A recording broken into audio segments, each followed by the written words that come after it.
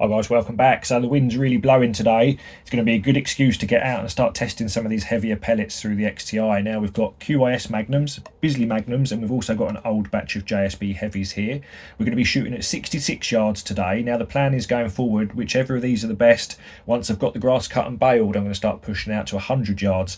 There's an awful lot to cover in the meantime. We've got some cool stuff to do, but 66 yards today, and I've also got some microscopic targets out at this range. So I've got a 6mm target, so that's just under a quarter of an inch at 66 yards. If we can get that today, I'll be super happy. Now I did get it last week with this batch of JSB heavies. We've used these ones on the channel before. The last few videos we've been using this batch from 2021.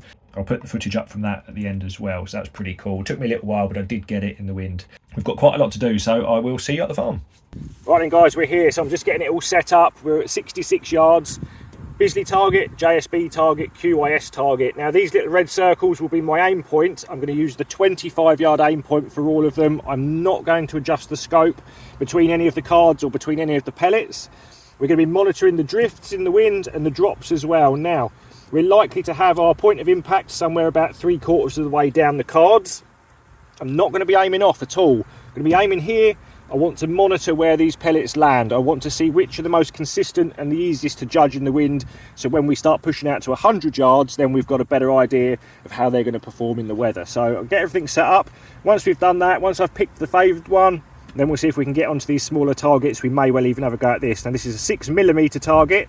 At 66 yards, that's going to be a bit of an ask. So that's just under a quarter of an inch. It'll be fun. Right, hopefully I've framed this fairly well. You should be able to see the targets in the top right. Down the bottom here, I'm going to put the GoPro footage. Little wind indicator stick on the rifle.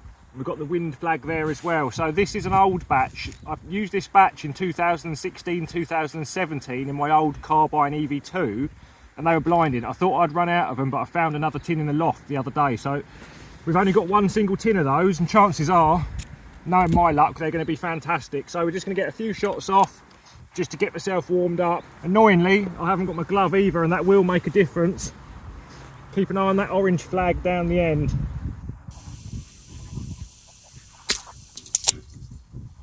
That's a good start, pretty much bang down the centre line. The wind is pushing quite hard from behind us at the moment. It's all over the place really.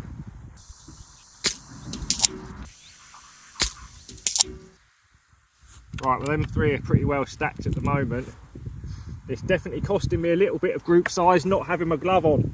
I'm picking up the pulse in my hand quite a lot. That's the first one that's moved off a little bit. That's probably me. The old buttocks digging in the back of my hand quite a bit now. What an idiot.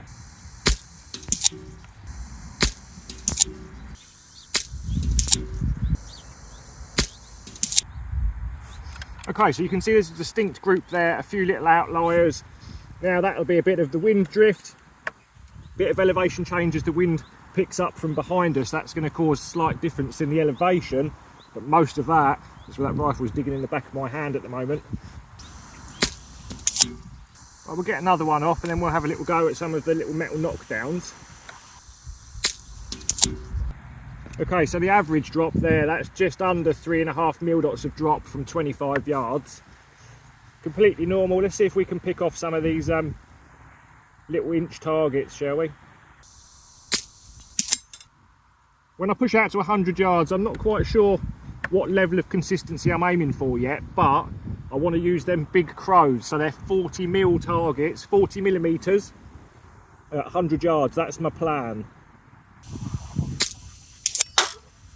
66 yards, fairly stiff breeze. It's not too much of a problem with these JSBs. They're pretty consistent. Let's have a little go at the 6mm target, the 6mm target. Oh, we split it.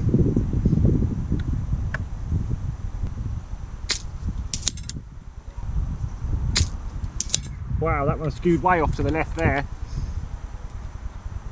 Don't know what happened there. Big change in elevation.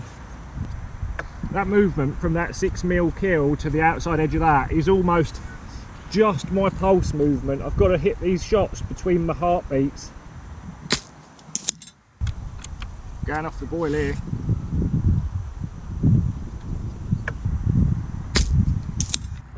we flipped it. Right, that's annoying. I'd like that to stood up. However, we actually split that. So 6mm at 66 yards. I think now we're going to move on to the Bisley Magnums. As I thought, annoyingly, this single tin of JSB heavies that I've got from 2016 are blinding. So we're going to go and have a quick look at the target. I'm going to try and find something to stick over the back of my hand because that butt hook's digging right in. Yeah, not too bad. I'm quite happy with that. They were pretty consistent. I had a good idea where they were going to go. And we've got a nice little tight group in the middle here. Moved on to the 6mm. Got a load of splats in there. We actually split that at the end. A couple of outliers again. Now, again, this movement is pretty much my heartbeat at that range. So I need to find something to put over the back of my hand. We're going to move on to the Bisleys next. Really happy with that. I'm also going to give this a quick respray so that it's nice and easy to see for the next lot. Right then, Bisley Magnum. So something of an old school pellet now. Kind of fell out of favour more recently with the introduction of the JSB heavies. However, they certainly feel quite tight in there. This particular batch is from about 2008, so again, they're really old, really nice clean pellet made by H&N. Unfortunately, I can't find anything to glove my hand, so we'll just carry on. Maybe the first few of these we'll have to disregard as they settle into the barrel, but we'll run them anyway and we'll see how it all pans out. Now, I'm a big fan of the heavier pellets, especially when you're shooting from a fixed distance. You can either hold over more or just adjust your scope appropriately. I would probably go for something lighter if I was shooting at multiple distances, HFT for instance. However, they generally deal with the wind that bit better. We've got a couple of videos up as well about the JSB heavies and the different pellet weights in the wind. If I can work out how to do it, I'll put a little link in the description for you. I don't know if you'll notice, but there's an awful lot bigger a splat from the Bisley Magnums punching that paper than the JSBs.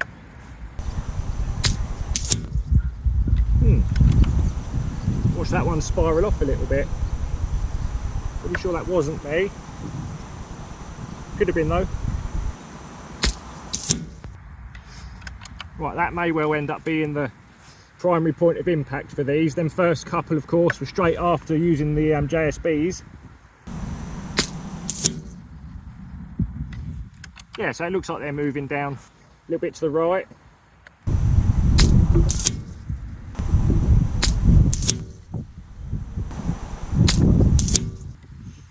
Well, these are a little bit more scattered.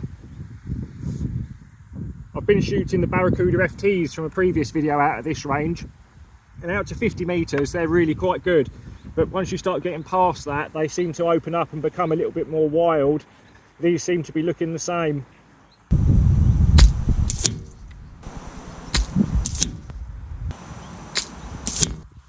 I'll get a couple more off, but at the moment these are pretty hard to judge what they're doing and where they're going. I can actually see them through the scope. They look like they're getting a bit more unstable at range. These Bisley Magnums and the H&N equivalents are generally a really good bet, especially if you've got the hammer forged barrels such as BSA and the CZs. They can generally be a really good option, but I don't think that they're a particularly good fit or a particularly good match to this barrel, unfortunately. Okay, I think that'll do with those. The average group size we've got at the moment is going to make it almost impossible. It would just be pot luck to knock down any of them metal targets out there. So, right, we're going to get everything moved over and then we're going to go on to the QYS Magnums. They're stuck against the back board, that alley.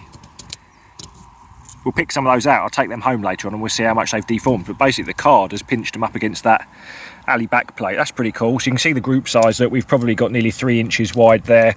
We've only got less than 2 inches width here on the JSB heavies, but we've got a much more distinct and obvious aim point and a few outliers. These are pretty scattered. They were quite hard to judge what they were doing, so don't need to repaint that yet. We're going to go on to the QYSs now. Right, so we're on to the LQS Magnums. Now these were quite an impressive pellet, especially for a pointed head. We have used these on the channel before with the Catran. There should be a link in the description if I can work out how to do it. These make really good power. They hit hard, but they are quite heavy. So hopefully the drops will still stay on the card. We'll find out.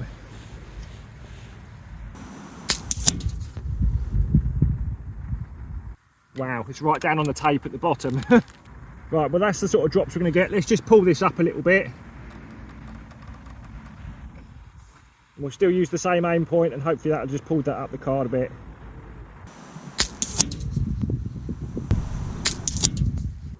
Right, don't forget these first few are probably just going to be the pellets settling into the barrel. We know now already that this water barrel is not particularly fussy. It doesn't take too long for pellets to settle in, so we'll get a few off, we'll get them all on the card, but we'll probably disregard these first ones as they are settling in. Wow, well, hopefully they tighten up a bit more than that. Wow, okay, so them two have just stuck straight on top of each other. We'll have some more of that, please. Well, it's looking encouraging. They seem to be tightening up a little bit now. Moved back onto the centre line almost as well.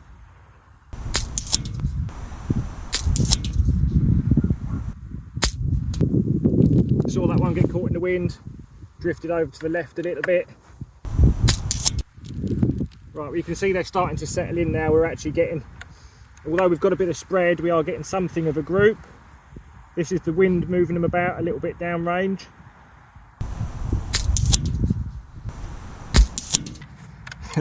They're hitting that alley backstop really hard.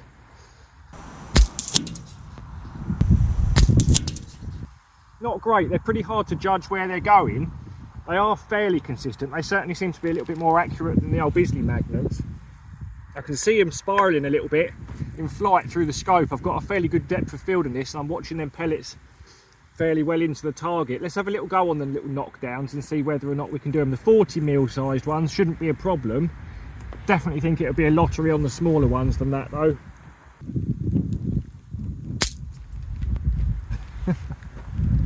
Right, it's starting to rain. Let's pack up, we'll go home, we'll have a look over these, and I'll show you what my plans are for when we're going out to 100 yards.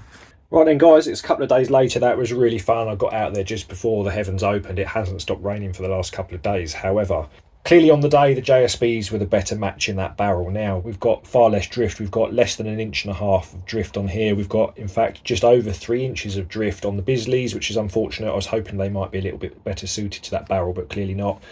Now the QYSs here were somewhere in the middle. Now these first couple of outliers, of course, we can rule those out as they were directly after shooting the pellets previous. We did manage to stack a couple right on top of each other, so potentially with some prep work, getting my glove on, my heartbeat was moving it at least 3/4 of an inch up and down at that sort of range, so next time definitely need the glove on as well.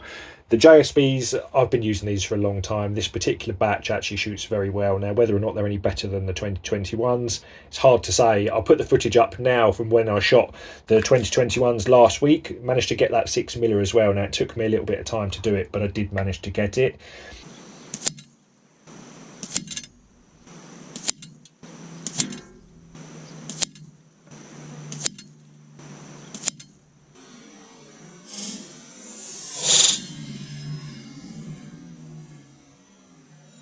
We may have a bit of an issue though. Now with the kit that I've got, because of the stabilised action and the decent scope on there, I can see these spiralling now. We've got a bit of spin drift to deal with, but there is potentially an issue with these JSBs going past the 60-yard mark.